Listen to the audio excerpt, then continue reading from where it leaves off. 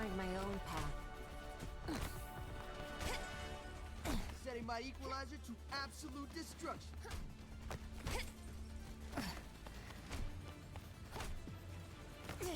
Stay in sight, and I'll keep you safe.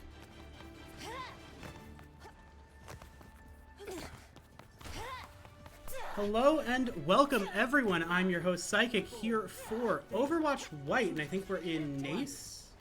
Here for a NACE game against the EA Condors here. Oh, wonderful. We had a little bit of technical difficulty.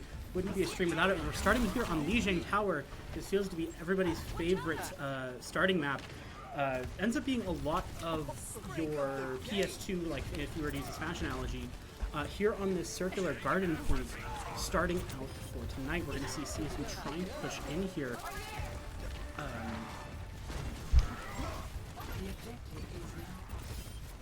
Let's get loud.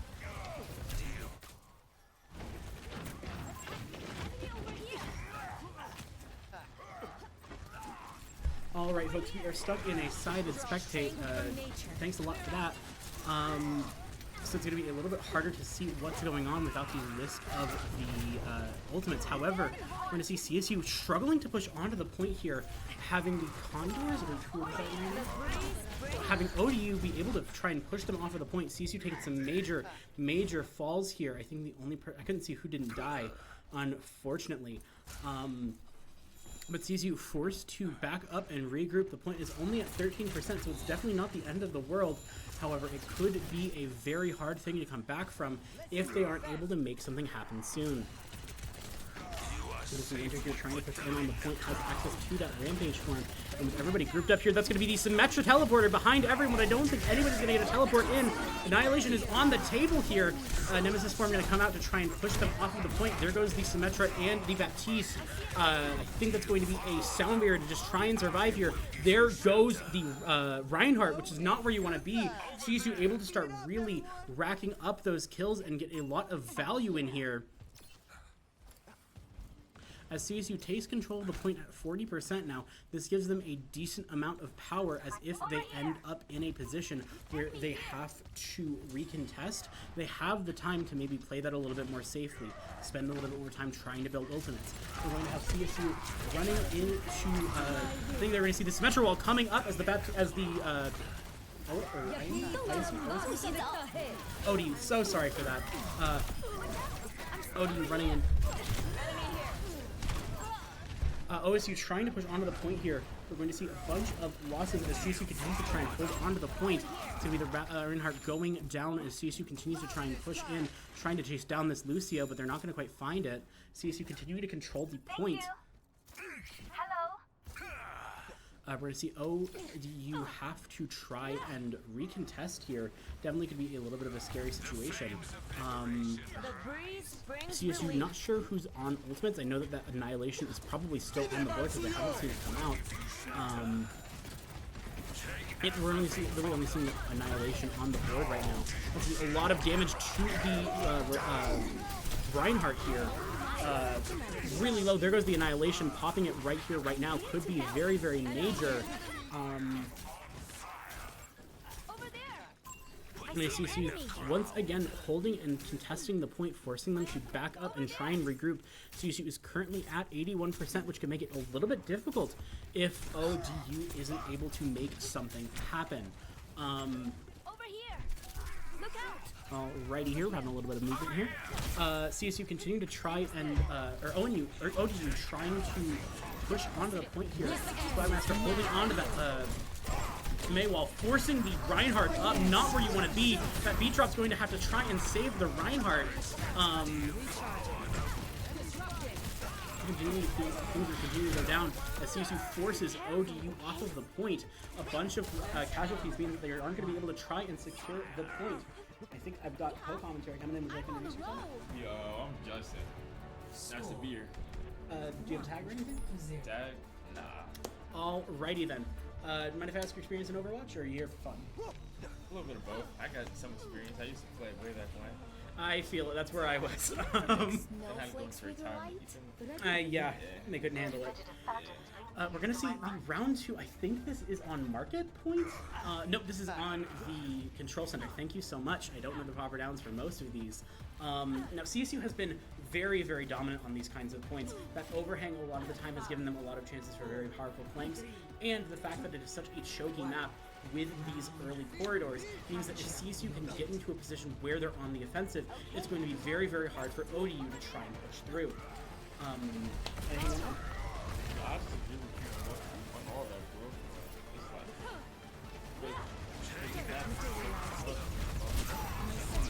Oh yeah, I think the walls make a huge difference where you have all of these different corridors that you can run offense from.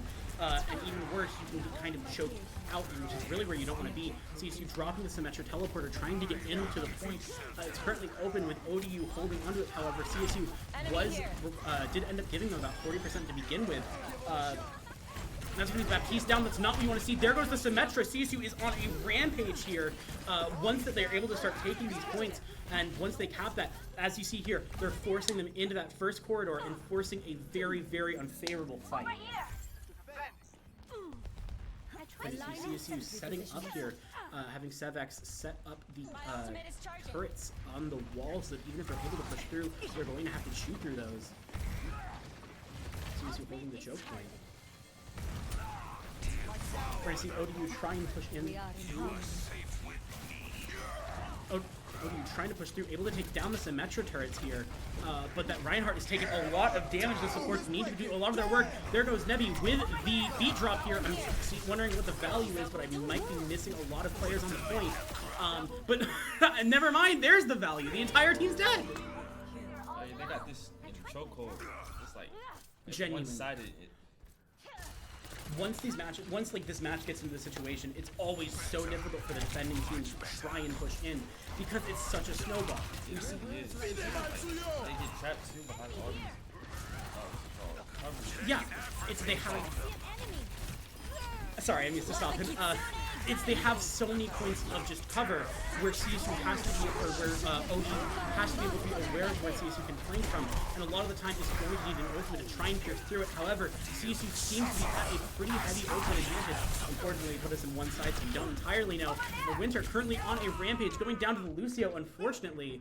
That's going to be ODU able to cap the point, but at 62% and with maybe some ultimates in the bag.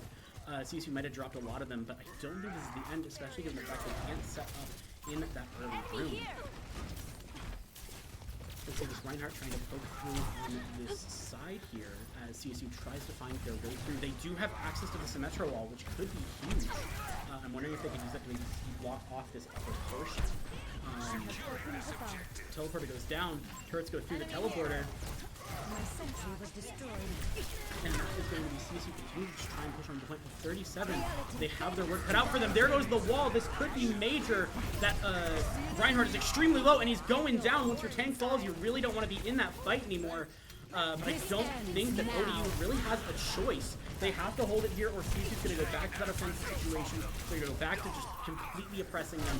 And never mind, ODU's trying to hold as hard as they can, even without a tank here. Really not where you want to be with CSU, and you're able to capitalize on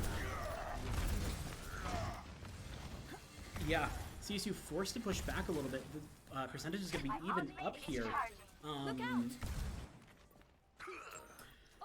CSU looking at some decent ultimates coming up. We're going to see that Fox 2, we're going to see the beat drop. I could see CSU being able to make a bit of a play, but they might want to save that for the Awaken test. If they're able to take this without using a lot of resources, they're in an incredibly favorable position. Lucio is on pittance. CSU trying to find their angle. Oh my gosh, there goes the ground shatter. That could be... Oh, that's both supports down and both DPS. Winter in there alone. Not where you want to be and dead. Yeah, so that looks like game 1 for ODU. I think that's game 1, especially with the window insult to injury. Let the guide you. This is round 2. Oh, jeez. It's gonna be round 2 going to... Score 1-1.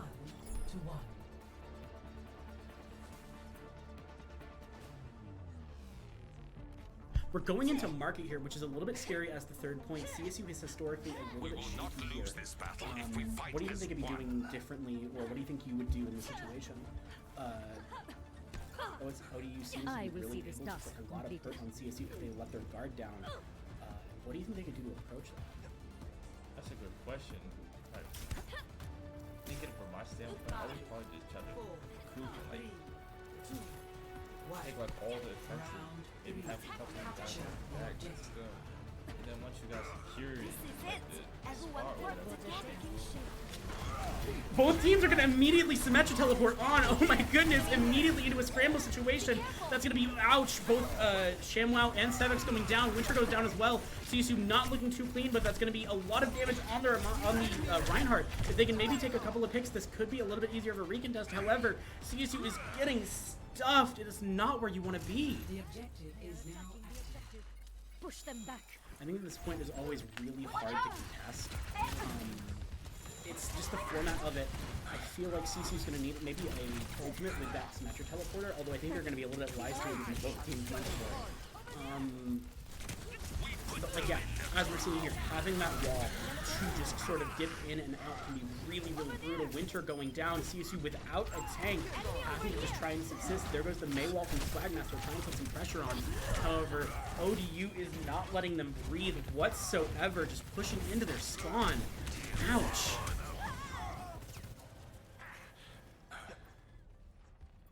But as he sees you having to regroup back at their spawn, figuring out a way to break through this. Nobody has an ultimate quite yet. We're sitting around 70 to 80 or 70 to 60% for most of them. Look out!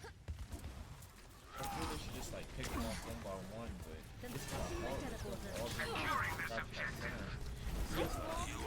It's once a team like this, especially with like a lineup and basketball, and just sort of continue this to run their offense. It's very hard to pick off who you want to. Or even these characters like Kiriko, who can do a lot of very, very fast damage, can really, like Kiriko, like Mei, do a lot of damage very, very quickly with a really nice headshot. You have those supports that are right next to them, and frankly, granted, you're going for those supports, but they're all grouped together and communicating, so it can be really hard to pierce through that. CSU does, I do agree with you, I think CSU needs to find a really valuable pick to just start trying to run their offense. CSU has the sound barrier, they could try and play that with something, but they really are in dire straits. Even if they're able to take this, they're probably at an ultimate disadvantage. Granted, I don't know if they're versus Spectator. That's Nebby going down! That could be major. I don't know if CSU can make it without the beat. And they're just gonna get shredded. Oh, ouch. Yeah, so this looked one-sided. Just part of the scientific method. Yeah, that's gonna be ODU able to take it. Not where you want to be as CSU. Although I feel like this is one, like, I think it's really unfortunate, the cycle, where I think that I genuinely think that if this map had come first, I think CSU would have had a better chance. Just given the fact that, like, this has always been a map that CSU has struggled on. I don't think I've seen a lot of CSU victory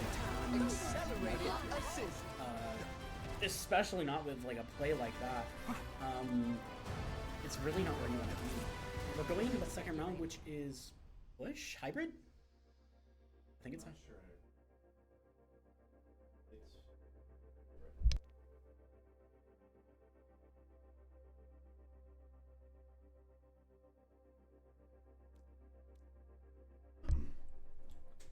All right, that's going to be CSU taking a first map loss to ODU. Now, I think that they are currently having to pick a map, and I'm not sure the mode is different between the different divisions. However, I'm wondering if CSU might want to try and set up for something, although I'd have to see what map they're going for to know what they're setting up for. There will be, if I'm not mistaken, there should be a map ban followed by a map Yep. pick. There should be a ban, and that'll tell us what mode we're going to be in.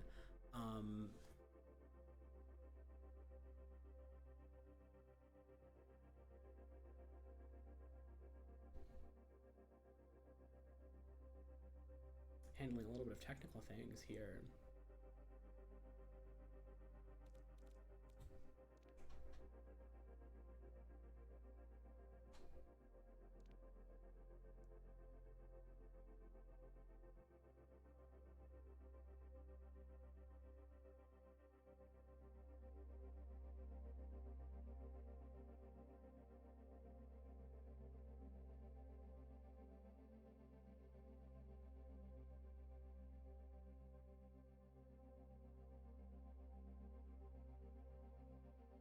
Even the players don't know what mode's going to be next.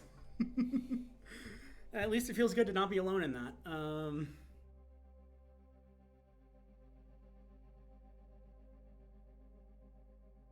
Alright, we're going to hybrid here. Interested to see what they pick. I could see... We're going to King's Row.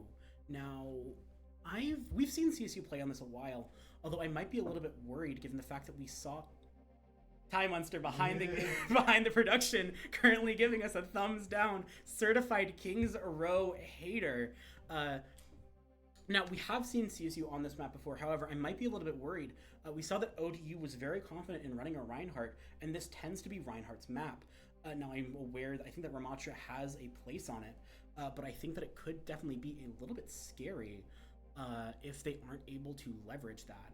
Though they might have a bit of a plan going into this, but it's going to be interesting to see at the very least.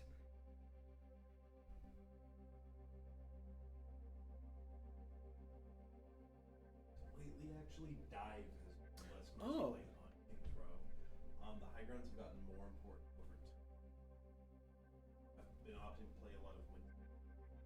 I see.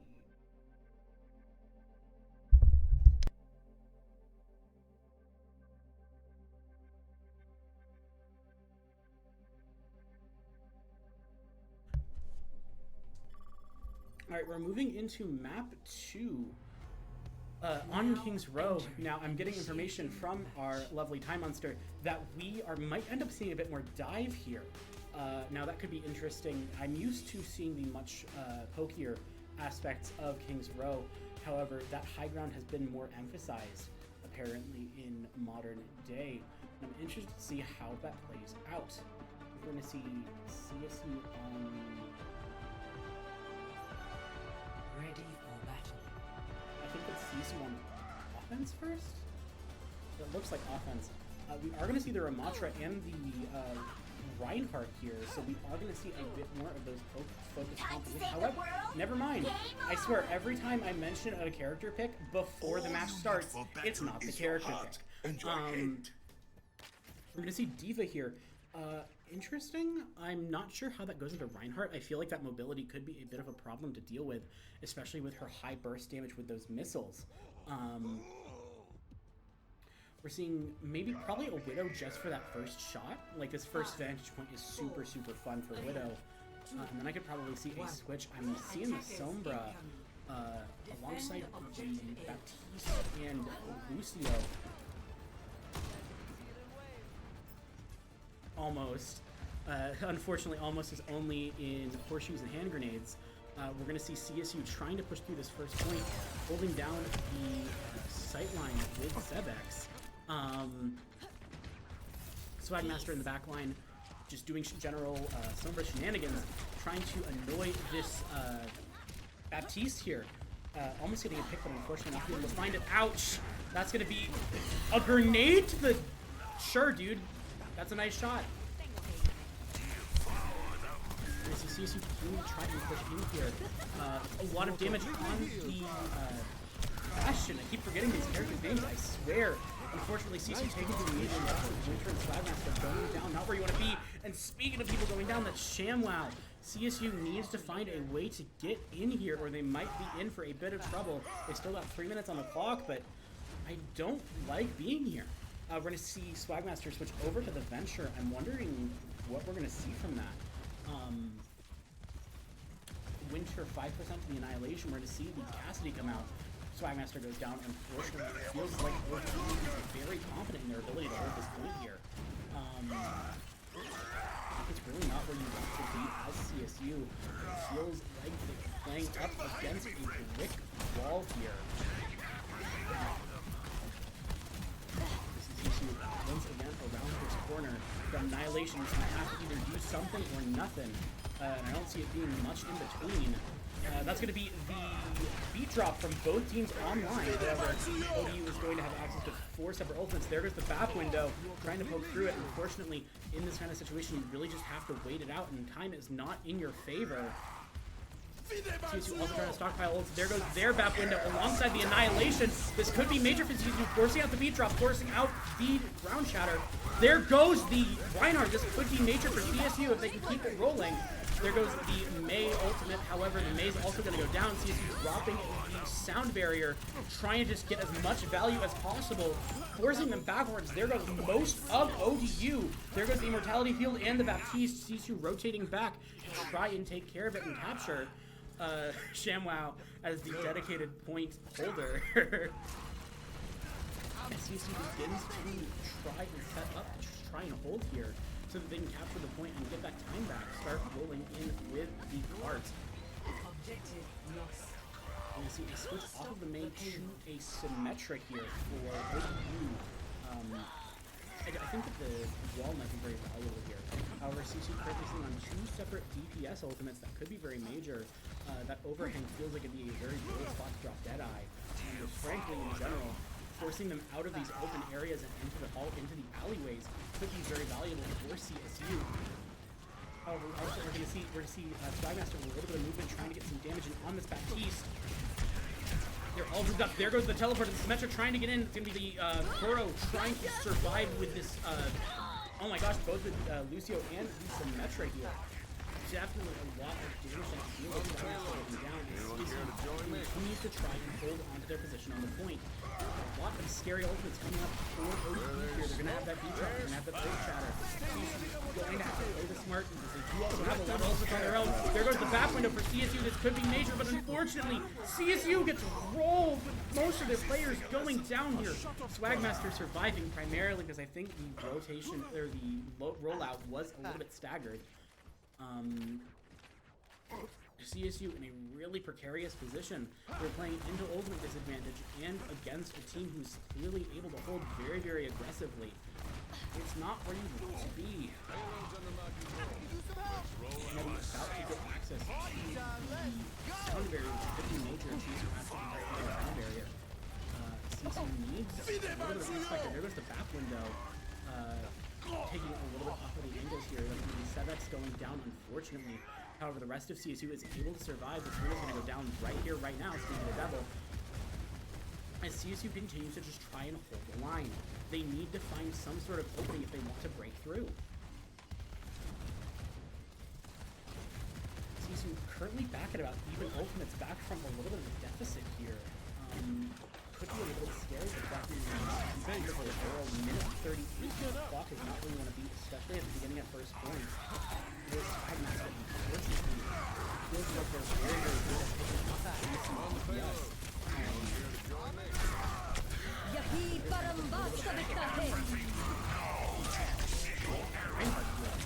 With the window going down, and unfortunately that's going to be Winter taking a death.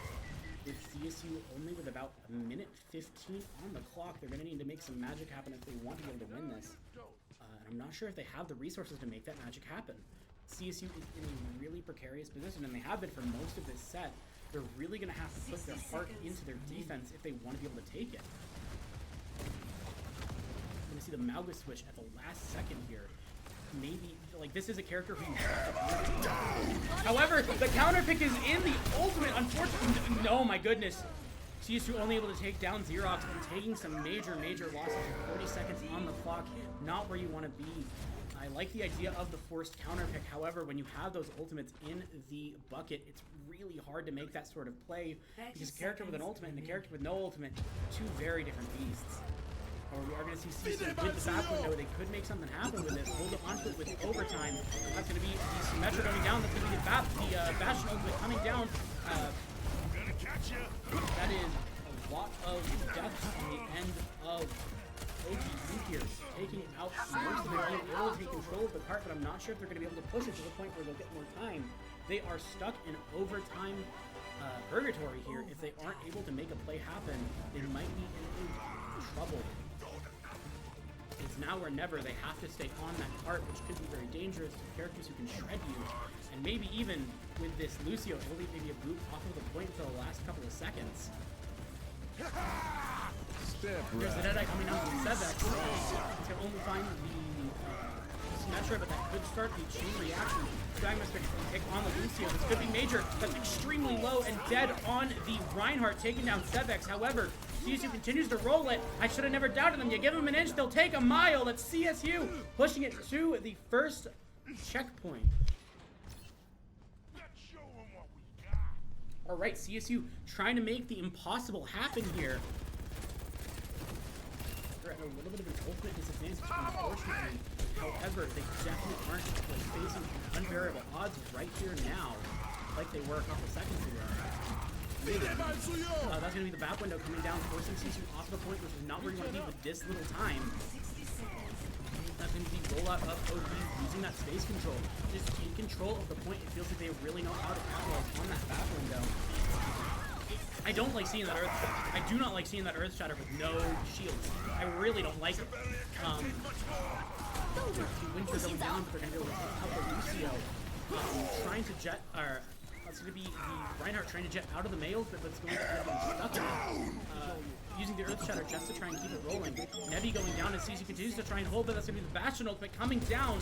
CSU has to get back on the point as soon as possible. CSU looking about 3 ultimates here. There's back in advantage, but I don't know if those are the ultimates they need to swing.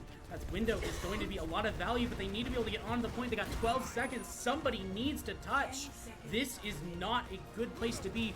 I think you gotta jump in. There goes the window. CSU trying to roll in. Winter on the point. That's gonna be the wall going down from the opposing Symmetra. Cage match coming down from Mauga here. That's gonna be Nebi breaking it down. CSU having to stay on the point here if they want to be able to win this. Jedi currently forcing people off of the angles. Not where you want to be. There goes the Lucio, but unfortunately, Sevex is also going to end up getting goofed off. However, I'm fine with that trade. CSU trying to just force them off of the point, and they're definitely doing their job with it. Winter going down, CSU in a little bit of a scary position. There are the mortar shells from Bastion trying to just keep them off of the point desperately. CSU a couple minutes ago, it looked hopeless, but they turned it around in the blink of an eye here. Blink and you'll miss it, and CSU has pushed incredibly far for having to be into overtime for that first point. I've said it once and I'll say it again. You give CSU an inch and they will take a mile. Switching sides.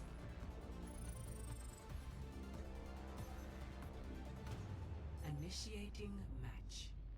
Where? Oh, thank you. I'm blind. The guy who made the overlays did it very recently. New overlays. Ooh.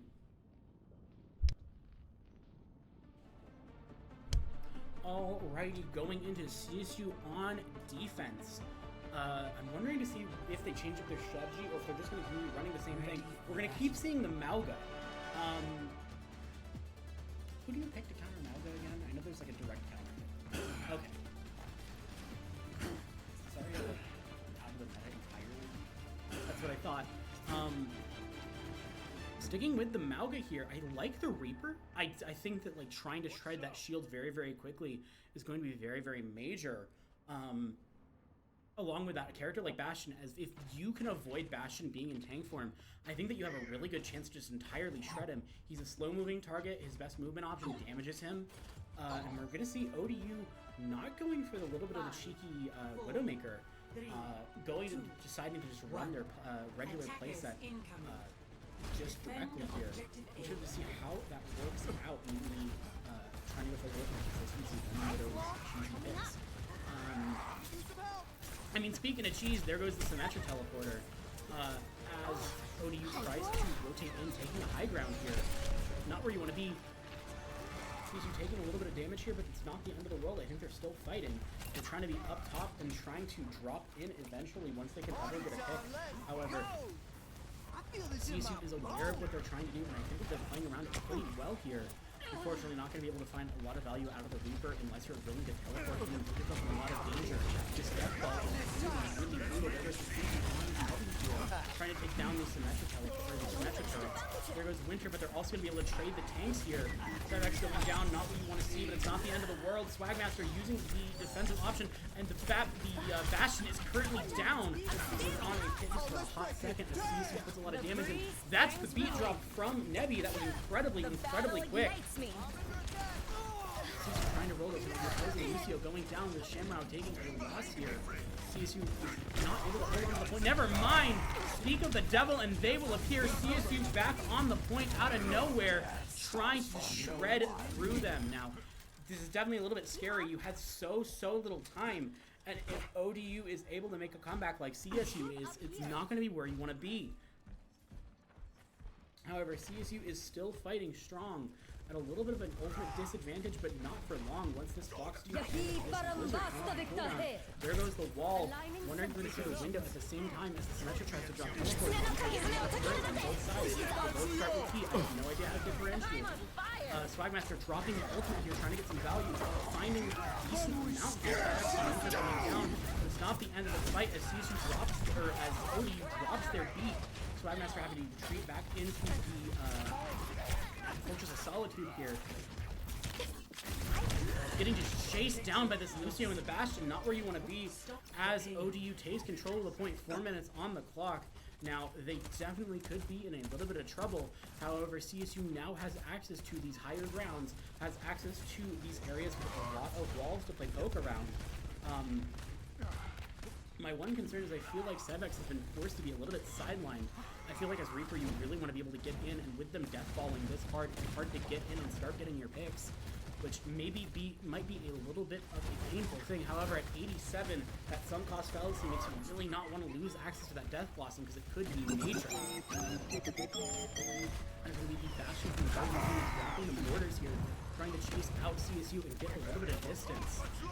CSU has almost has access to the cage match and has access to the sound barrier here. A little bit of an ultimate advantage, and there's that Death Blossom. I can see that being pretty major. Sevex and Winter going down, both in the Bastion, not where you want to be. Swagmaster taking a drop. Not also, I need to stop saying the same thing over and over again. A little bit of ad nauseum. As Nebby gets chased out by almost everyone with that Symmetra teleporter. Really painful. It feels like they've used that teleporting in incredibly aggressive situations to the point that, usually the problem with Symmetra teleporting is you're running into a problem where you know it's gonna happen. You're looking for it. And when they do it predictably, it gets your whole team killed. But they really wasn't very good. There goes the beat drop. Sevex dropping the Immortality Field with the Death Blossom, but unfortunately not going to be able to find anyone else. However, both the Reinhardt and the Lucio, alongside that Baptiste, every time I start trying to describe the names, more people are going down. As CSU continues to just try and hold it. 2 minutes 30 on the clock. My ultimate is ready. Join They've me. got access to the Fox Tube and almost access to the Winter here. Definitely a little bit scary for Restoring ODU. balance. But not the end of the world. They're gonna have to fight through some pretty powerful ultimates, but they've definitely got some gas in the tank upcoming. Almost 5 actually. That's really scary. However, at the same time, I think CSU has some really good counter ultimates. So if they're willing to hold their cards and wait for it to drop, there goes Swagmaster. Never mind, drop it. The Blizzard here, trying to find some value. MS Storm trying to shred Reinhardt. There's a bunch of CSU players going down. Swagmaster, Sevex, and Winter. Not where you want to be. Dropping the tube. Maybe a little bit unopportune because most of the people are dead and not even able to capitalize on it. ShamWow going down as CSU has to maybe rotate back. Heavy having to run back to the previous spawn and chased by, I think that's the Bastion. As they have to retreat into this final point now, they just have to hold to where they held and they'll be able to take it. However, that's 3 minutes of holding and it could be a little bit scary. However, you do have a very quick reload. You have a really quick respawn. You have a really easy way to roll out, and I think that this area is really valuable for CSU's current composition. There are holes for Lucio to move you into. There's the sheer level of corridor and height difference that allows for a lot of deeper play. If CSU is able to get in and maybe block people off with the Maywall, they could definitely still take it. There goes the opposing team, alongside the Bastion, trying to force them off of the point, just trying to buy time. CSU currently sitting with no ultimates here. Not where you want to be, but they're on 87 to the sound barrier. Definitely a little bit quick. That's going to make the sound barrier online, which will be real helpful for some of these more valuable ultimates. Never mind, they're just going to drop it immediately. Never mind, they do not have the space to hold it. They have to drop these as quickly as possible to get ODU off of the point. There is the Baptiste and the Reinhardt. Pretty major. Death Blossom is up in 4%. Make that 3%. If CSU can make some value off of it, they're going to force ODU off of the point and really be able to make some value. Let's get into it. I think they're switching to the Doomfist for the mobility here. Death Blossom's online. Going to see a switch to Cassidy from ODU. Trying to find him. Open there with the wall. CSU having access to some also pretty powerful ultimates. They got a minute 30 to hold it. And I think that if they use these ultimates smartly, they definitely can. Fox 2 coming down from ShamWow. Sevex might be trying to run in and get a Death Blossom. There it goes, but that's going to force out the sound barrier alongside the wall. Both teams currently out of ultimates, having to work entirely off of juice. However, that's going to be CSU not going to be able to hold on with ODU with a minute 13 on the clock, able to take it. That's ODU up 2 against CSU's Vikings. Unfortunate, CSU held and pushed for an incredibly long amount of time, and sometimes that's just not enough. Unfortunate. Hammer down!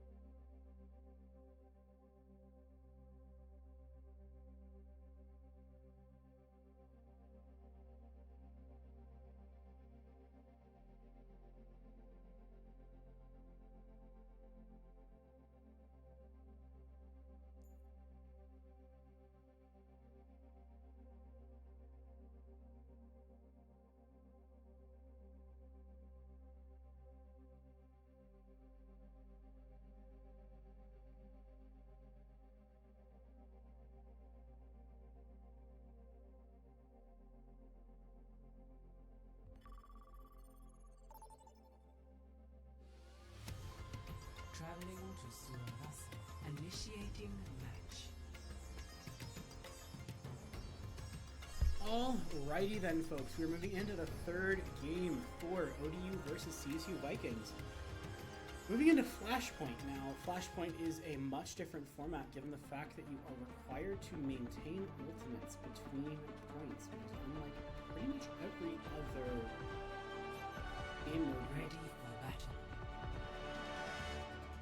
you keep between rounds. Probably not. Fair enough, but like, this is effectively it. I don't want to speak on it. Of course, the moment I consider speaking on someone's pick, they're immediately going to change it. 5, Both teams here picking a Junker Queen setup. 1. I'm interested to see the Bastion on Flashpoint.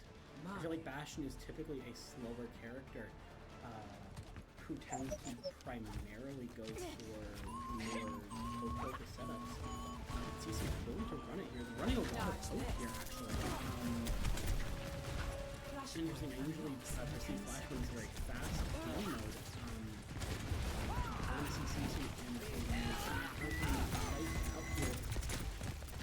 Bastion Turf going to put some serious damage in as CSU tries to push onto the point. Unfortunately, ODU is barely able to do the one to account for first. A lot of CSU taking some serious losses. Once one person goes down on a team like this, it can be really hard because that means that you're taking damage from multiple people at once. And once that just starts, it's really easy to snowball until you're in a position that's really untenable. Especially in these early matchups where you don't have access to ultimates that can really clean the playing field, it's very hard to play, like, even 4v5. Opening here, trying to push home the ball down. Unfortunate down of Shamrock from that Reaper. Joker goes down as well, not what you want to see.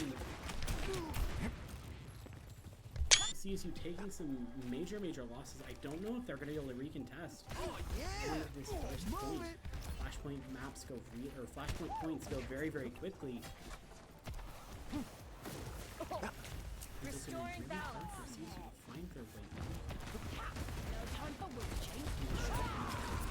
Step right.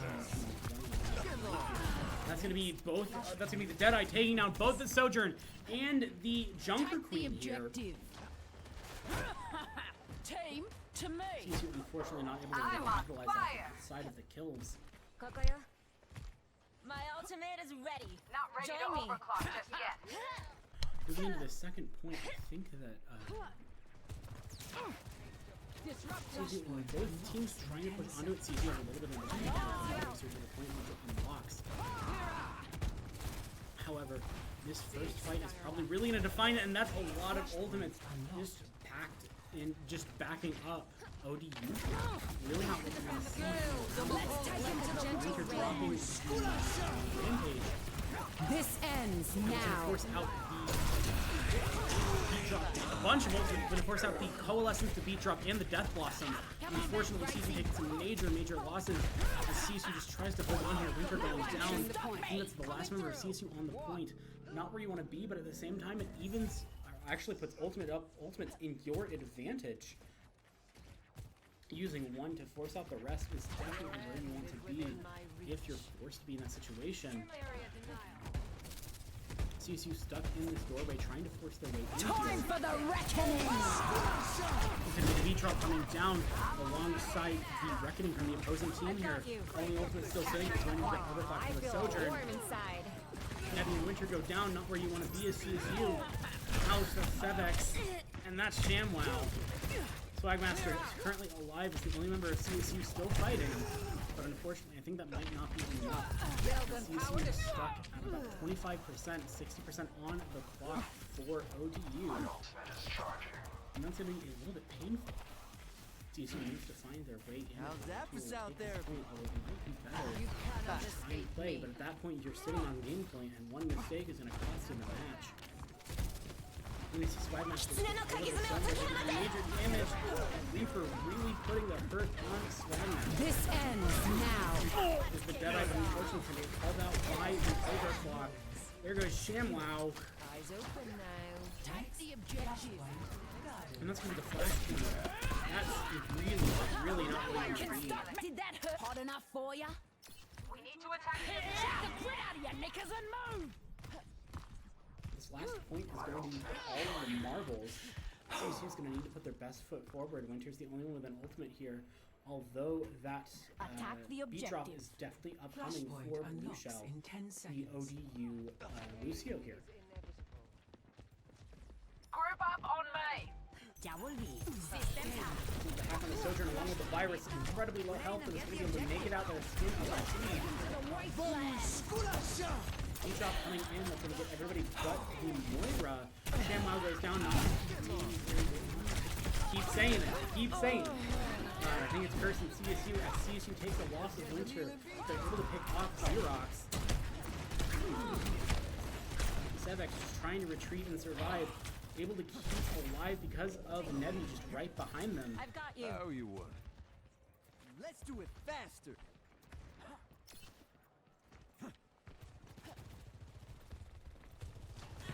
CSU forcing their way back, trying to force their way back from the point. They're at ultimate disadvantage, which is not where you want to be at game point with 50% from the opponent's team.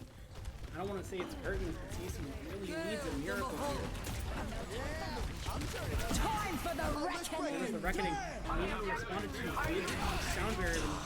Unfortunately, that's a trade. Trading. Never mind. That's a very unfavorable trade. As bargain price chases down ShamWow.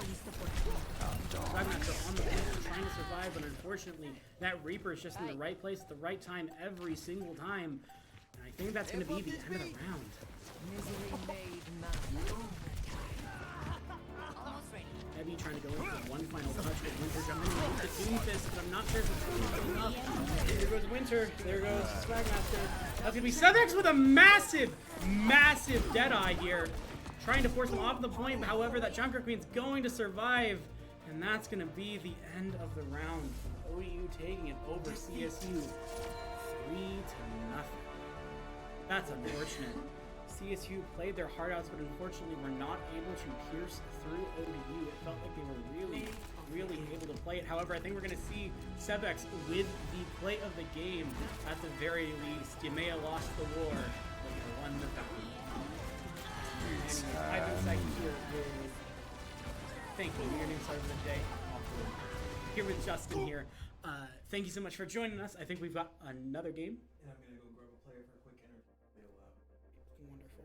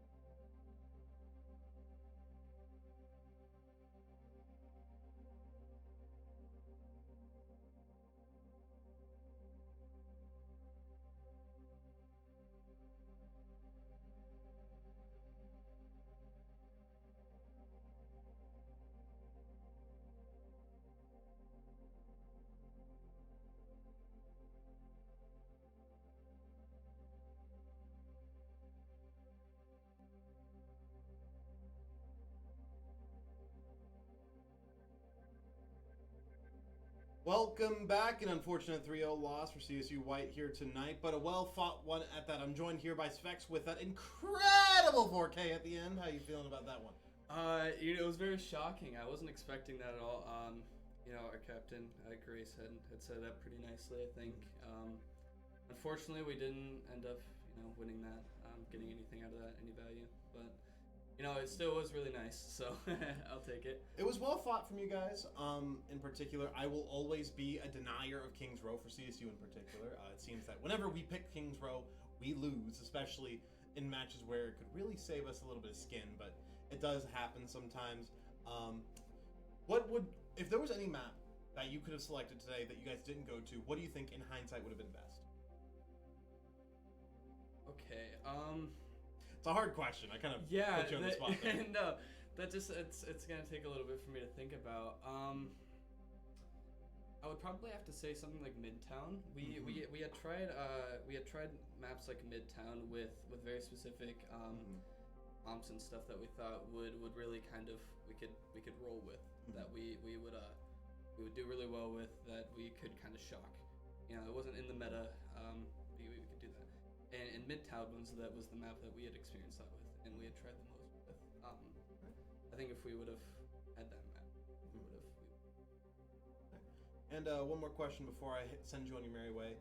One character that's been very prevalent in the meta recently is Juno. And I don't think I've seen you guys pull out a single second of Juno so far. Could I ask you, from your perspective, why you don't think you're playing Juno? A lot of comps, I think, are running Juno mostly for the dive or brawl that we have. But we've been trying to actually get out of a little bit of dive. We do have some dive comps, but we both mostly been looking at, like, I don't know, a Ram, a brawl comp with Lucio, and maybe a more sustainable flex support. Something like the BAP, the Curie. Yeah, something. So, like, we could use the extra speed, but I think the extra stability that comes from the other flex support that isn't June would be a better pick. Entirely fair. Thank you all for showing up to this interview. We will be moving on to the Overwatch Green game as soon as possible. If they already started, joke's on me, but if they haven't already started, we'll be moving over to that shortly.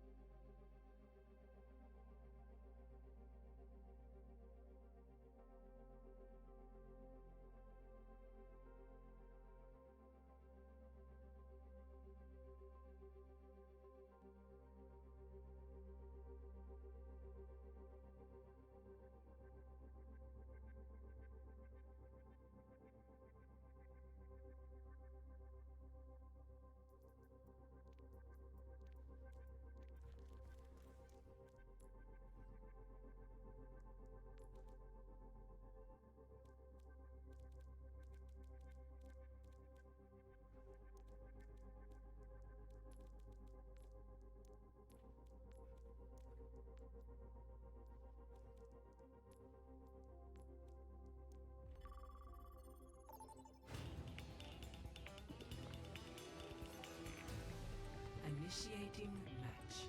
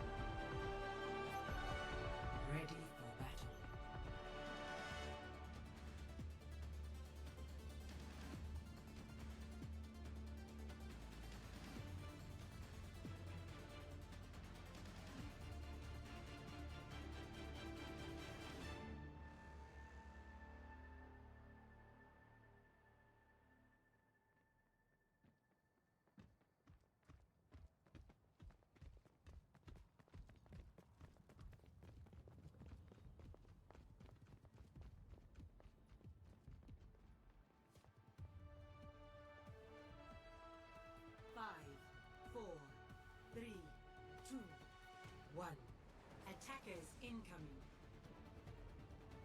Stop the payload.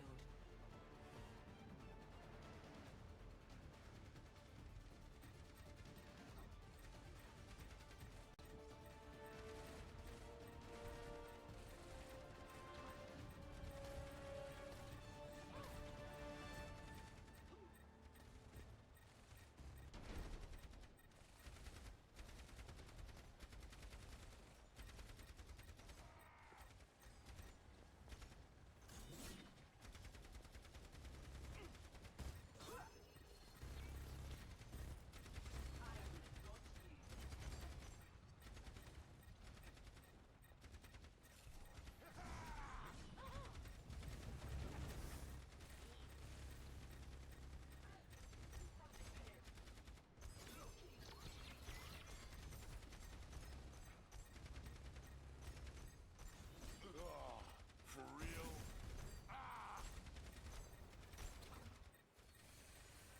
Sistema comprometido.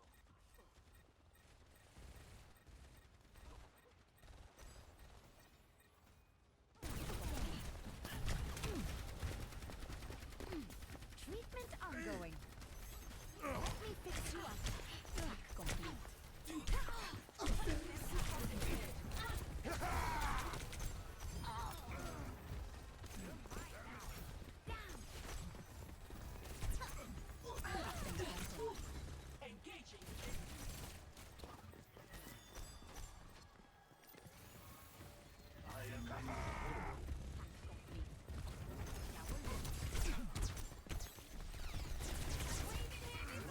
Assist you.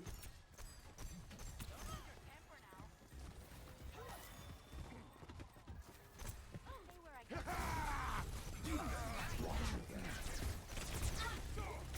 I'll take a reading. Checking in. They have fallen. How unfortunate. I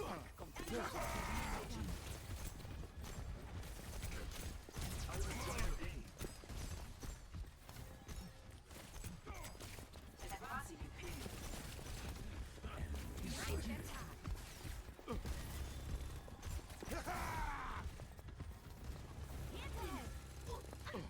Meet your fate.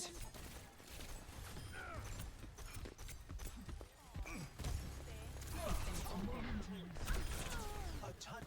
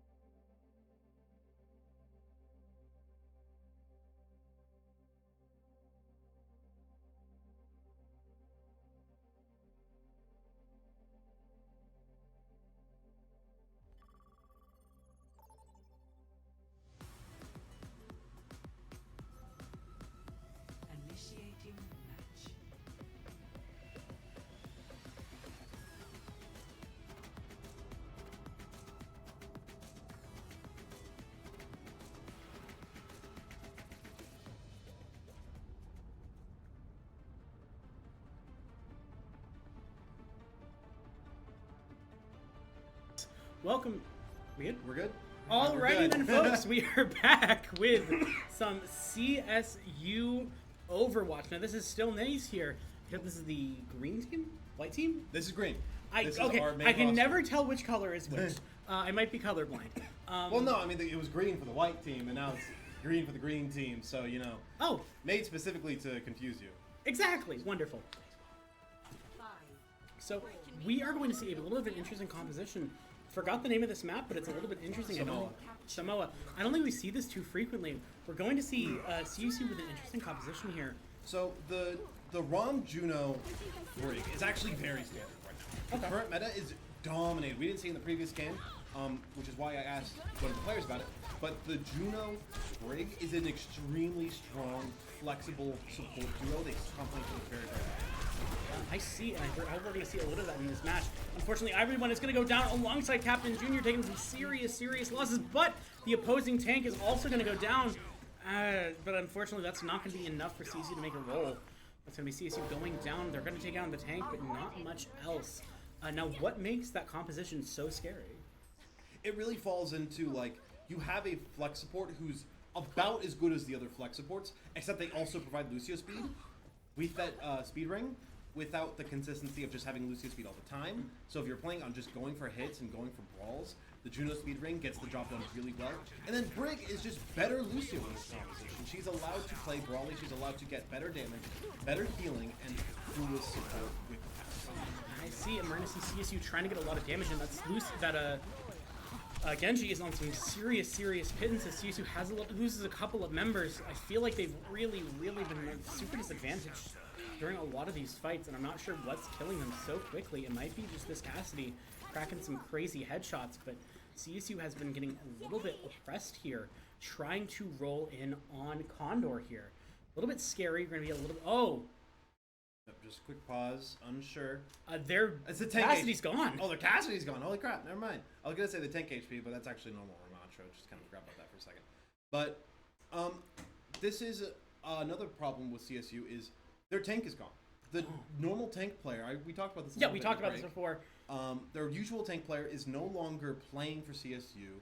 I think they moved away, didn't want to continue going to CSU. Maybe they found a better college, maybe they found something else. I don't know, but it's not my business. Yeah, but losing your tank, especially like this early in the season. So Alizu was playing flex CPS for this team, now moving back over to tank his main role, by the way, and Ghostface is filling in from the JV roster, from White, and she has filled for this team in the past, but she's not at the level quite yet as the rest of the team. I feel like at that point the biggest problem might be less skill level and might end up being a lot of the problem of like you are facing an entirely different dynamic. Mm-hmm. Even with 4 players that are already familiar with each other, changing roles and adding somebody else, even somebody who you're familiar with, this is a new dynamic that CSU CSU Green has to get used to. They have to be comfortable and they have to find their groove. However, if the Cassidy is just going to ride off into the sunset, they might be able to get something out of the rule set, I guess.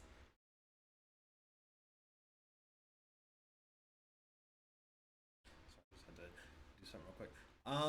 So, I mean, CSU has gone through a similar situation to this in the past where, you know, I was switching roles a little bit, then I moved back to tank, then we got a different player. So this is not an entirely new thing for CSU here.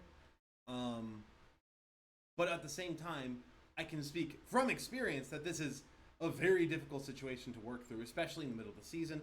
You could say middle, you could say start, regardless. Early in the season. Listen, I'm a week behind, so. Yeah, I mean, it's still early in the season. Start of the season, but it's the middle of the season. Yeah. And this is a very difficult thing to do in the middle of the season. It's definitely not where you want to be, at the very least.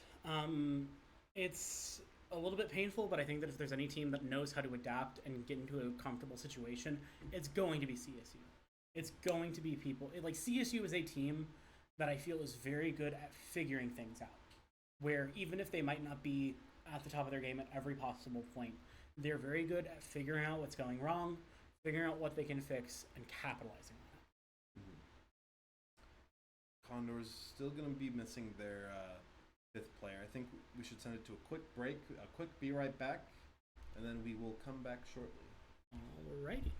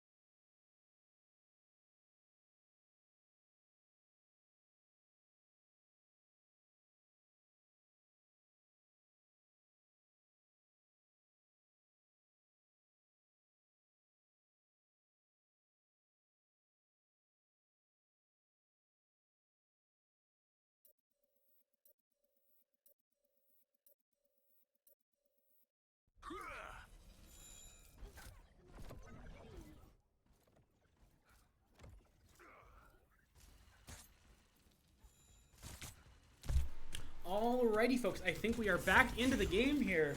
Is that the same Tracer replacing? I guess the Cassidy just had to ride off into the sunset. Had to come back on a quick character. Fair enough.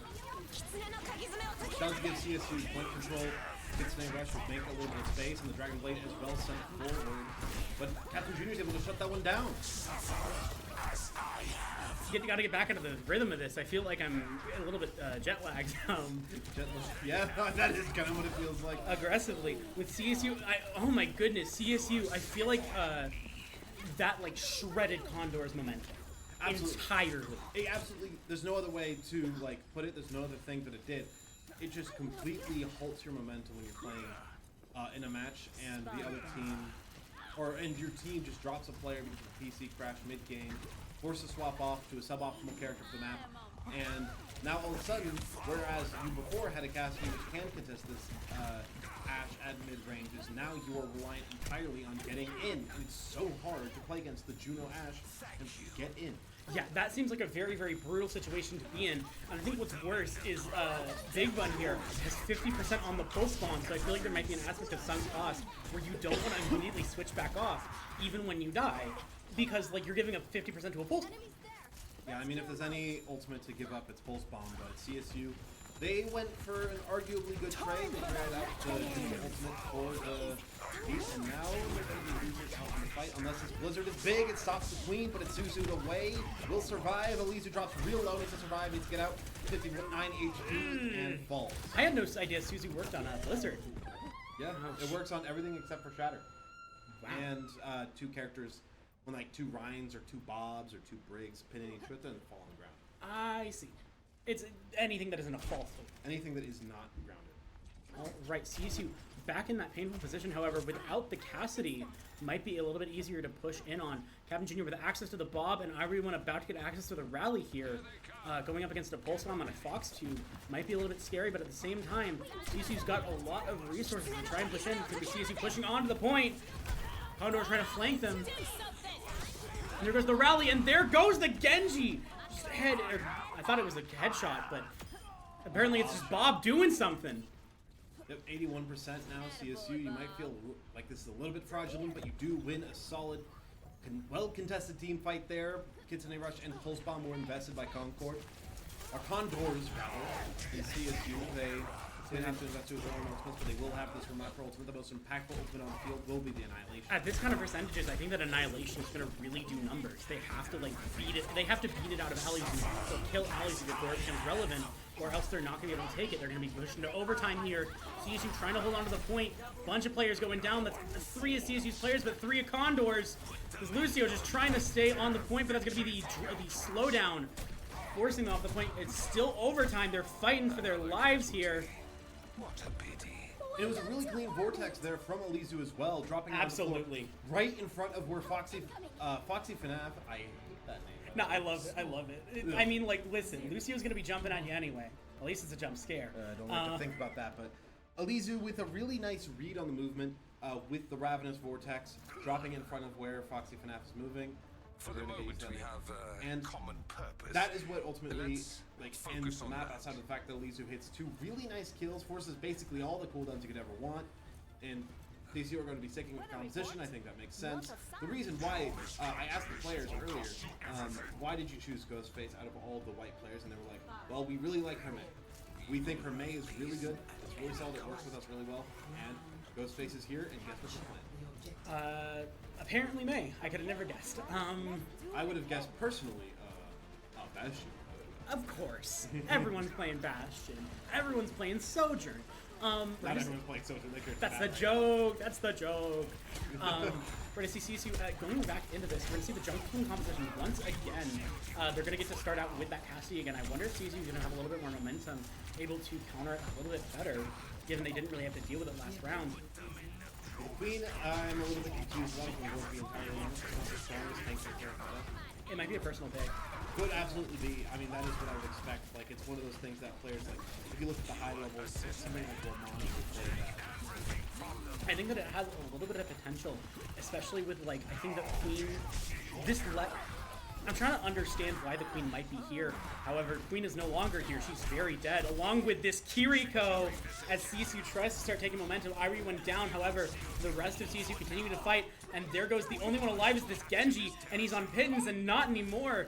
With CSU able to take control of the point at about 14%, giving them the opportunity to push in.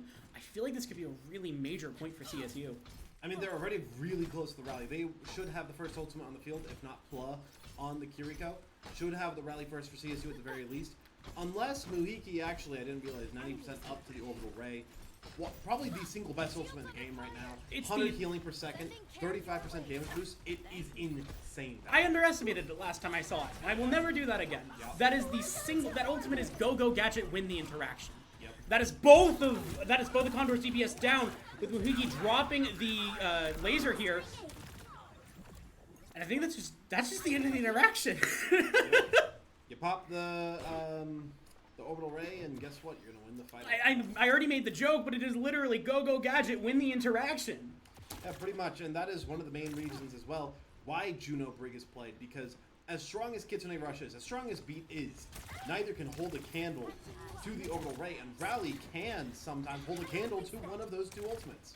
I think that it definitely has potential. I'm not sure. I haven't seen a lot of Rally, but I think that like anything that is able to contest a beat is a terrifying thing to go up against. Foxy was coming down alongside the Speed Ring at the same time from CSU. Both of Condor's supports are out of commission. It feels like the tables have been entirely turned from that first part of the first round. Oh my goodness. 1v1. The 1v1. Oh, you can't beat Muhiki though. Not even a shot landed onto my mans. This guy has been scrimming Juno since it came out, if I am not mistaken, and we are seeing the dividends being paid. That movement was brutal. I also love the usage of the missiles to avoid the Genji reflect. That's gonna force. That's gonna be Beat Blade. That's Beat Blade. It'll make some space. It'll make some work. CSU dropping a player. They should be able to collect the Genji. They do. I really won.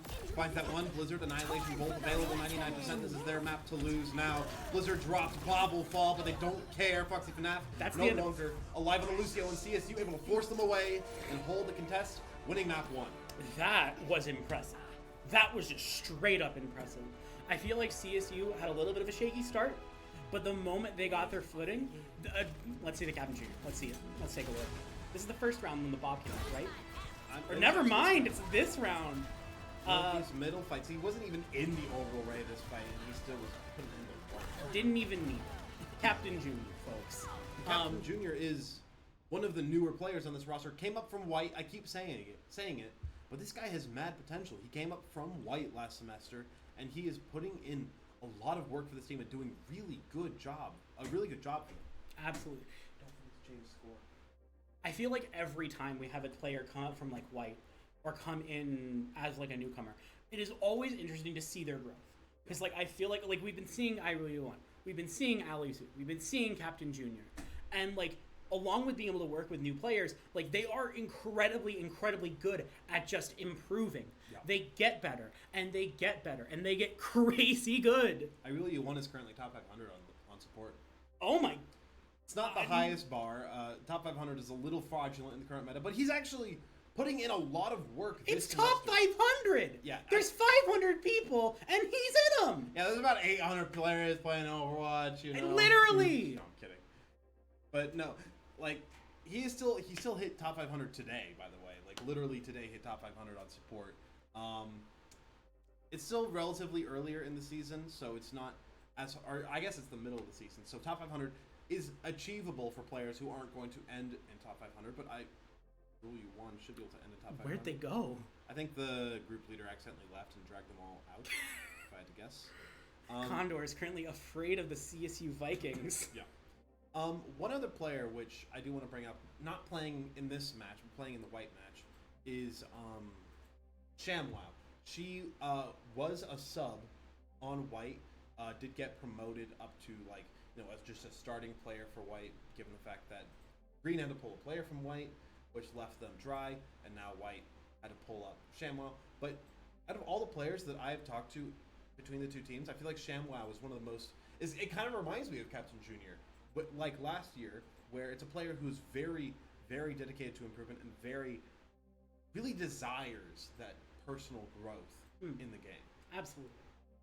And so I'm really excited to see if she is able to, make that climb up to this team at some point. I feel like so many of I feel like CSU is the home of hungry players. We have so many, I feel like all the time we have players who are either incredibly good, cough cough Ruby, or we have players who are incredibly fast at improving. As we were talking.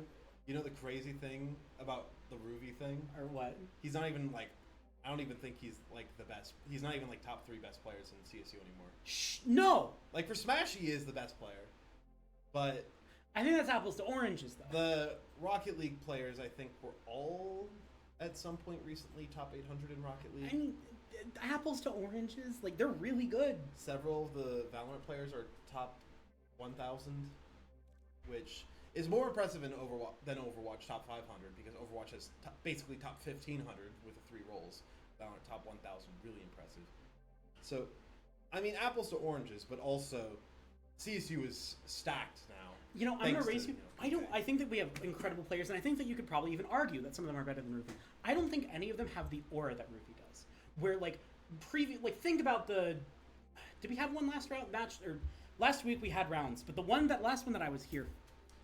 That is the aura guy right there. Let me finish my statement, okay? Nobody, think about it. What other team has a player that goes, I don't want to have to take a bunch of stocks this round, y'all? No, I'm kidding. It's not really one. But he does have a lot of aura, but I'll admit, I think Ruby might have more aura. No, genuinely. You remember. Were you there? What? Where it was when they had to set up a Mii for the Mii Brawler, where it was the second round. Ruby had to take a bunch of stocks in the first one, and Ruby didn't even show up for the second one because CSU decided, all right, sure, y'all are gonna lose. I was commentating, I think, and the thing that got me the most there was the players were popping off, and if you watch game 1, people were barely taking stocks. It was 1 stock for this guy, 2 for this guy, 2 for this guy, and then Ruby cleaned up, took 5 or 6 stocks without dropping 1. And then game 2, and it looks like a completely different team. 2 players clean up the entire roster. Exactly. We're gonna see Blizzard World here with a little bit of we're the same composition, but with a different tank here. Yeah. So there's 2 tanks that really work. So the way that Juno works in compositions is she's got 2 supports she's really good with, Brig and Ana. Ana is more aggressive, Brig is more sustained, And then Diva and Rom. Rom is also more sustained. Diva kind of goes for that immediate hit. There used to be a bug where I missed Juno's it. It was so hyper cool. ring. It was so cool. It gave you a massive speed boost. Yeah. And now it still gives you a big speed boost, just not exponential. Which, I'm fine. It probably wasn't healthy. Oh, absolutely not. But it was so cool! 1. Attackers incoming. When I see CSU pushing, gonna have to take this first point here. A little bit of an awkward thing because I'm used to just popping off the meat moment the round starts. I got you. However, CSU, I think that this composition definitely supports this part of the map where it's like Captain Jr. on the Ashe can just sort of take a lot of pokes. Whereas the Ally is switching over to Winston actually. Immediately, this is what I want to see.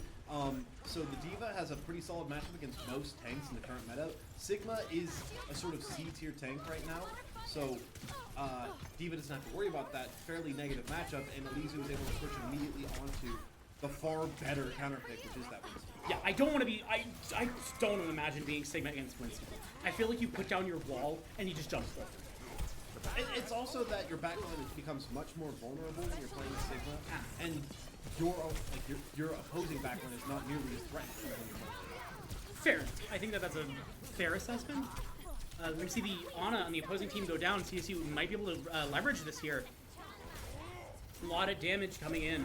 I know that Sigma was incredibly low, forcing them off of the point, forcing them to take her. Anybody who didn't get off the point is pretty much dead. Able to get Cap here, that early pick onto the Ana, put in the work, put in the hours, they'll take the towers. What's definitely painful here is that we see Muhiki already has access to the orbital laser.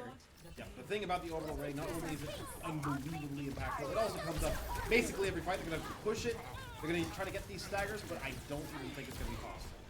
Pressing the instant win button, but unfortunately not able to find too much off of it.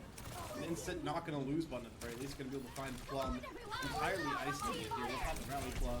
Not where you want to be, oh my goodness. I mean, I really Why would you do that? I really one walks up, he sees his team's and under no danger whatsoever, and he's like, yeah, I'll press Q, alright, both support ultimates used for CSU. Alright, sure. Why not? I mean, what I think is really painful here is that Pla ended up dropping the rabbit. And like that means that you're at such a disadvantage. I feel like you just take the death and run with it. Absolutely. And it gets worse now. For CSU, because Elizu also pops the Primal. I think CSU got a little bit too heated, a little bit too fired up for that team fight. They popped both Portals and Primal to further a one fight. They did at the very least get out the enemy rally. Now Pla on the Juno. We're seeing the other Prime Juno position with Juno. Although at the same time, I'm not sure if there's definitely we're gonna see the Juno come out with the Ana. Like I think the only thing CSU that's gonna be a little bit I'm not really sure there's a bunch of things that CSU's afraid of. Like, this Nano is definitely a little bit scary, but with, like, most of the team already down and gone, like, what is Condor going to be able to do from here? I mean, at this point for CSU, you're scared of somebody making a very bad mistake when it comes to the self-destruct, but nobody's going to die to it. They all recognize the danger, recognize the threat. They will get this capture onto the second, and this is looking like a very different team. Since round one, that disconnect really seems to have set CSU up with. I'm not even sure if it was just the disconnect. I feel like CSU's a team, like they got the download.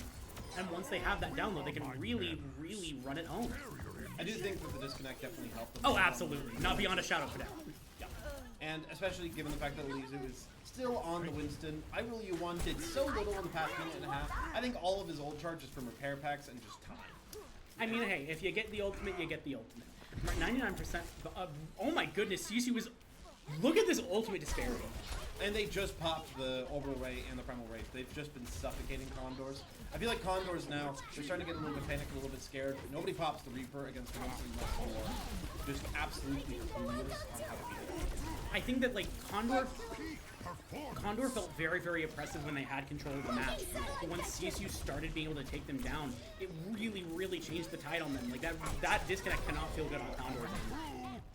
And I do think that's the biggest shift in momentum in CSU. They do lose this fight.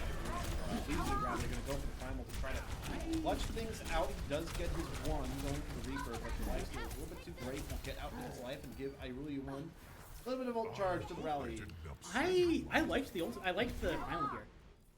It's alright. He will switch over to the Ramatra. I think that makes sense given the situation, given the composition. I think that it's correct. I think that it's definitely a situation where you want to be in. I think it'd be really funny if you switched to Sigma. I mean, Sigma is just very flawed in current meta. It's just Ramattra is so strong, Diva's so strong, and Sigma's really struggling. If he going down versus how you want to take control. Although the rally probably neutralized. That's another bomb. That's a scary bomb. That's funny. Fine, they got the main wall, they got the rally shield. They have everything they could possibly. I'm gonna be honest. I have no idea what blocks the bomb. Anything that blocks anything. Okay, that's why it's bad. Okay, except for defense matrix. Sure, why not? Let's see, CSU. That felt like a really good bomb placement. We see the nano on the Diva here could be a little bit scary, but CSU continuing to play pretty strong. But unfortunately, that's gonna be Overwatch and Muhiki going down. I'm kind of fine with that. I think for CSU, you force out the nano for the boss. You are 3 inches from the point. You could do whatever you want. Yeah, good censorship, but don't mention. I catch myself at the last moment, and you gotta call me out for it. No, it was good. But CSU, they have a little bit of an ult deficit. If they can play a couple of fights, force out this Death Blossom in the next fight, force out the Orbital Ray without pressing through themselves, they're on a plenty good position. I think it's definitely a very good. I think it's on Condor right now. Condor has to play incredibly perfect. If you give CSU an opening, they're going to be able to run it very powerfully. However, CSU also taking a couple of losses, so not going to be able to entirely capitalize here. Muhiki, I kind of disagree with that. I think he should have stayed on the Juno unless he felt like he was really getting overpressured. The Orbital Ray is so impactful. Yeah. Solo in a team fight.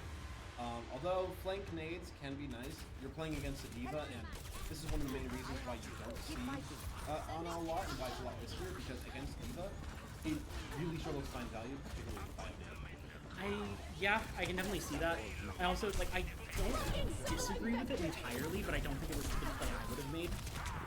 Where I can understand. I think that, if you can get a bio on somebody who's, very important, I think you're in a really powerful position. Especially, in situations where I think, Bio Grenade is a very impactful ability, and I can understand why you'd want it, but I also think that, Orbital Ray is in the game, and I think you should be using that. Not a fight that I think went positive there for CSU, by the way. They popped 2 ultimates in a situation where I said previously I want to see them force ultimates and not pop anything quite yet, build up, and then punish. Now they've put themselves into, yet again, not necessarily an ult deficit, but an ult neutral status. I don't hate the situation because I feel like Blizzard in this circumstance works really well. They're very bunched up, they're willing to play very, tightly, and I think that you can punish them very aggressively. It's hard to get a Blizzard off against Steve. It's so easy to react to that, but they're going to get Blizzard off either way. Elisa will find Claw, CSU will find the entry. Mr. Pride will still find another. Captain Junior in the back line is felled, and Mr. Pride with 2 more of the Blossom. The Blossom to save the final point. Is it going to be enough? Elisa with the Baby Diva finds the other Baby Diva. Is he going to get the clutch? They cap! Oh my god! They cap! Nice Death Blossom. Check it out. That was. 0 to 3. I don't know how that happened. I'm just as surprised as you are. Somebody clip that. Somebody clip that. Initiating match. That's going to be hard for Condor to do. That's a hard mental situation. You lose a player map 1, you lose the clutch. Out of all ways to lose a clutch, losing it to a Baby Diva in particular. I think that this, the Reaper Mysticry has to feel terrible right now. You make the play, you get your Twitter clip, and then you lose the round. You do your job, you do everything you reasonably can be expected to, but still lose out in the round either way. Doesn't feel good, but I think overall Condor's mental cannot be feeling especially great. CSU going to be popping the Brig on it again. I'm not sure. I don't think I like this actually. I think CSU, I think the Diva is, or not, I think the Diva just straight up is vulnerable to a lot of angles because Defense Matrix obviously only covers one sight line, which is another reason why Ana Juno in particular is quite solid. Is because Ana can take one angle, Juno can take another, and they can pressure the Diva out from many angles, from many sides, and then your DPS can continue to pressure different angles from each other, or possibly even from the supports. Although I think it might be an aspect of this first point is very wide open, but in a way that isn't like actively painful. Where it's like you have a lot of this open space, you have a lot of these sight lines, but in a way that is very defensively enabled. And I think that favors the Juno even more so, though, because you get to play in really any way you want. I can believe it, but I also think that it's something that does benefit Ashe. Or not Ashe, Ana. It does, but I'm saying you would play the Juno instead of the Break. Okay. Yeah, playing the Ano Juno variant, which is the secondary variant of the Juno console. I can agree with that. I was thinking you were swapping the Ana, but I might be stupid. No, I didn't explain that very well. But we're going to see push onto the point here. CSU trying to hold on to it for a second. There goes the Echo. Unfortunate for Mystocry here. It was a sleep as well from the VP that landed. Took down the Ana. That is another reason I would say why you wouldn't play the Juno Ana, because the VP in particular loves his Ana. He loves to be able to play that character. I can definitely see it. I feel like there's a level of passion that is in CSU players that I really, really like. I feel like they enjoy the characters they play and play the characters they enjoy, even when they're very, very good. Even when they're very, very bad. That's why I played Reinhardt. Yeah, I mean, look, like, you were one of my favorite players from that season, so, like... We're going to see the D.Va demeched on the end of Condor here. Both of their supports are down, which could be very, very scary. D.Va was just out in the open, unfortunate for them. I feel like Captain Jr. has just turned this into a no-fly zone. Yeah, I mean, that is the main benefit of the Ashe. Without Ashe in the current meta, because of the fact that when you look at the hit scan roster, there's no other way to say this, it's garbage. Yeah. Hit scans suck in the current meta. They've nerfed DPS down, and hit scans have gotten the worst of it. If it wasn't for Ashe, you can't play Soldier right now. Garbage character. Widow is the second most playable, arguably. Cassidy cannot function past, his toe distance. And then Sojourn is also garbage. So the hit scan plane... It's not a good experience when Widowmaker, who is the situational character, is the second best in your options. It's easily a top 3 hit scan slot. Sad. We're going to see a bunch of ultimates coming down from the end of Condor here. I think they burned everything. I mean, it's going to work out for them. Pop 5, win the fight. It's just a simple mathematical equation on the flow. If Alizu can manage to find a clutch here, it might be good for them. No full stun available. Alizu has... Not Alizu, Everyone has the rally, so they can sustain it quite well. Everyone has the rally. Alizu has access to the bomb, which is like a remake. But like even with that, it's a remake that forces them to not be on the point. Yeah. It's a zoning ult that gives you a second life sometimes. In this situation, should reliably get you that second life. Yeah. And like, they've dropped 5 ultimates, and they didn't even get the point! Well, 4. They didn't pop the bomb, I think. Okay. Yeah, they popped the duplicate bomb, but they didn't pop the regular bomb. That's what I got. I don't know how to count. I mean, it confuses even the best of us. Listen, I'm not math for a reason. We're going to see CSU in a very commanding position. Like, even if you take this as... Is that Nano? That is Nano. I love that. That's such a cheeky play from Muhiki. He sacrifices his life for it, but he was actually playing in this room. He started the fight in this room. Nobody came to clear, and he just swung out, nanoed Alizu, hit the Bionate on the back line, and Alizu could just kill 4. Or kill 2. Whatever he did. Look, whatever it did, they're on 14 seconds at 45%. Make your play. Make your play with the bomb you have. CSU just has so much momentum right now. All the momentum in the world is gifted to them right now. They have been incredibly dominant ever since that first discount. And it cannot feel good to be Condor right now. 1 tick on map 2. Looking like that's about all you get unless they dive and self-destruct intentionally. Muhiki and Ghostface falls, but nobody will be back to respawn. Nobody will be back to contest it. It's map 2 going the way of CSU. Yeah, that's CSU. That's some real CSU gameplay. They were able to put a lot of pressure onto Condor. We're going to see Alizu's bomb getting the play of the game. Every time I see an ultimate, every time I see a play of the game started that has the ultimate in it, I assume it's going to have the ultimate in it. It doesn't. However, I really did like this play. Oh, that was the last one where that final situation was going to be that D.Va remake. And that's going to be the second round for CSU Vikes. Really impressive showing. And I'm excited to see how this goes in the third round, which I assume will be Flashpoint.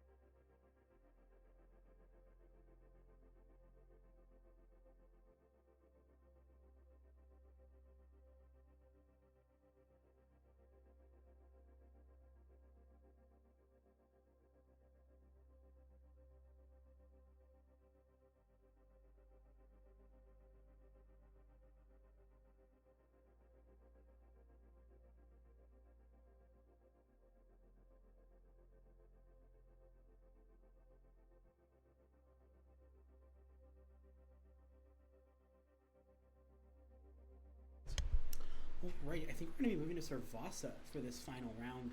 Potentially final. Not quite confirmed final, but... yeah, I think this one should favor CSU a little bit. Not significantly so. I think CSU has been just... CSU has felt like the beatdown in this matchup. Beyond a shadow of a Ever doubt. since round 2 of map 1, it has been a beatdown. Absolutely. I don't even think it's been a beat. I'm not saying it as a beatdown.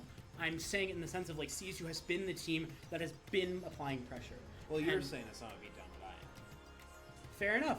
I try and be a little bit kinder. But we're gonna see Servasa here. Now, correct me if I'm. We're gonna see Juno here. Most likely, Juno is not only a very potent hero, but also a very flexible hero, playable on a lot of map types. And the more generalist your game mode, the more powerful Juno is, and the more specialized she can be. Do you know the speed stack? So, there's a speed boost cap in the game, but outside of that, yes, all speed boosts do cap or do stack. Sure. I don't like it either. I don't like it at all. I wish there was no speed boost cap. That way, then you could have a maximum speed Genji with Dragon Blade just running around at 50 miles per hour. I think that'd be so sick. Blizzard is scared of their game being cool. Oh, we're in third person. We're gonna see actually no Juno for this first part. We're gonna see everyone switching over to the Lucio.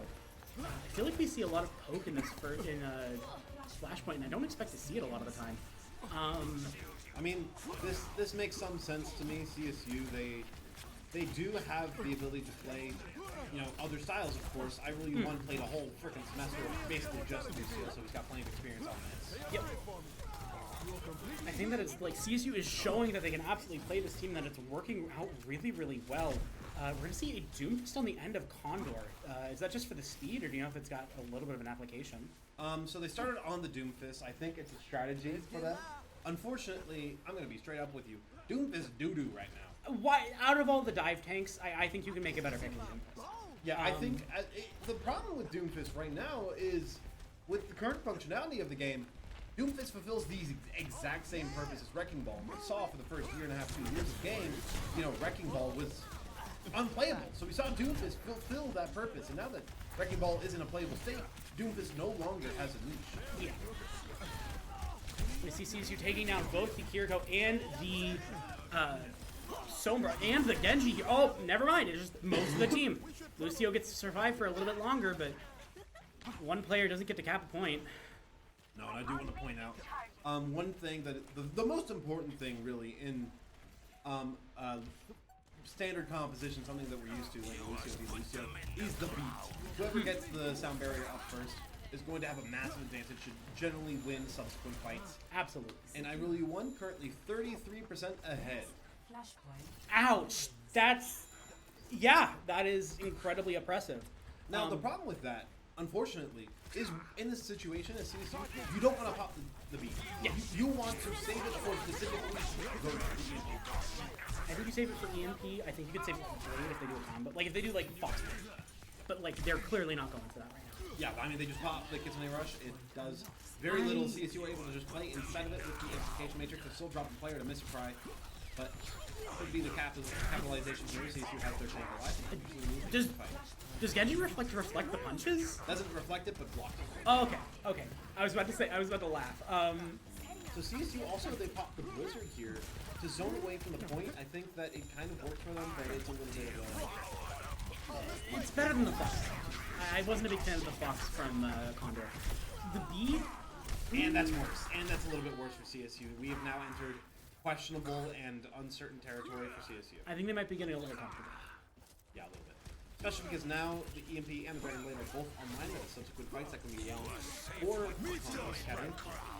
Yeah, although I think that it's definitely a problem, but I feel like if they're able to force those out, it might not be the end of the world. Although, like, EMP is very, very scary, especially... Never mind, they're going to pop both of them. That was what I was afraid of, if I'm being honest. Well, I mean, in this situation, to be honest... It's better. It's better. It's... You lose this one fight, you come back, Condors has the sound barrier, but sees you can enter with Annihilation, force the beat, and then after that... Drop the bomb. Drop the bomb. Yeah, I think that... As cool as I thought EMP Blade is cool, but maybe it wasn't the play here. Cyber Sword. That's the coolest name I have ever heard for it. Okay, I'm calling it that eternally. Not a combo you're gonna see very often, but Let it me is a cool dream. name for it. I'm And- still waiting to bring back Nano Blade, okay? You'll never gonna see that one again. No! Captain Junior got a really nice pick to start that fight off onto Foxy FNAF, and at that point, it is unwinnable for Concord Academy. Oh, and absolutely. CSU. They can just push out, they can get these Saggers, and they can get the second point. This is looking like a very big inverse of match one. Yeah, it feels like they were... It feels like CSU has, even when they're playing a little bit, like, I don't want to be rude, a little bit sloppier. With, like, willing to drop those ultimates very, very aggressively. Like, Condor isn't able to capitalize on that mistake because they're also very loose for their ultimates. They were willing to drop the side. They were willing to just drop a lot of resources, and now they're in this situation where their advantage, poof, gone. And they're willing to sacrifice this point as well, giving away the second point. It is now match, map, and series point. This is the last one that CSU will need to cap. It looks as though it is going to be rather close for them. You're going to be able to get there before Condors, being able to pressure the Doomfist. They might be able to get the kill! Nope. Ooh, just barely. Surviving on like half health. There's a silver lining to that, though, if you're CSU. By pressuring the Doomfist, you're able to force, not only give him Empowered Punch, which is a very scary prospect, but you're also forcing him to use Empowered Punch, which means it doesn't get any value. That's what you want to see. You strike onto the high ground, going to take a bit of space for CSU. There is the dude. Ouch. This is looking like CSU have officially broken Condor's Academy and have broken their way into a 3-0. Yeah, They keep playing this I don't want to like watch them pull out watch them pull out Forbidden Tech. the triple threat. Just run in, drop all three. It's the end of the game. Whatever. The problem now, like you just said though, is if they do pop all three, they lose the match straight up. Because like those are the 3 fight-winning ultimates. Now they do have 4 with the Juno, but the other problem is if you're Condors, your composition is not great. Juno Fury is not as good. Cyber Blade comes out. I think that I don't like the Cyber Blade here. I think what you had to do here is you drop the Fox Tube, try and get to Orbital Laser, and try and chain. I think this is when you have the Kitsune Rush in your back pocket. This is a little bit better of a situation. I say, and despite the fact that they popped arguably one of the most fight-winningest combos in the game, they're still struggling to win the fight. I really won. It's just getting kills. They're just letting it happen. Like they're currently contesting on overtime, but overtime on 0. Captain Junior's pushing up. They did take the point. And they do win the fight overall. Muhiki and Captain Junior get a little bit too big for the britches, and they'll give something away. And now Condors do have 2 very strong cycling ultimates with the Rush and the Orbital Ray. Absolutely, but I don't know if either of these counter what CSU is about to bring into this fight. Like you drop the Blizzard, you force it out. You drop the Bob, you force it out. You drop Annihilation, you force it out. Like once they drop this, I was literally about to say I think they lose this match the moment they drop the Orbital Laser. Because once that's off the table, I don't think Condor can hold this. And that was quite a high-level play from CSU as well. It does take quite a bit of skill and planning to appropriately identify when the enemy team has an ultimate and what your best plan is.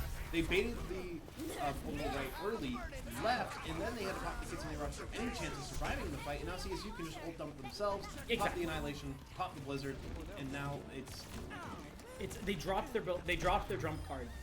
Like, I think so much of this match was defined by when they dropped their jump card. Like people with that with the beats with the EMP and Blade, just it felt like it was so heavily defined. I think the most important thing for CSU there was, or the most important thing to learn, but also the most important thing to glean from that. You got to learn ultimate rotations are a bit sloppy, but at the very least you can take solace in the fact that you did play quite well, and you were able to get a lot of good communication and a lot of good plans. Absolutely. You should probably scoot in, I think. Yeah, probably. We will be right back. Right back for an interview.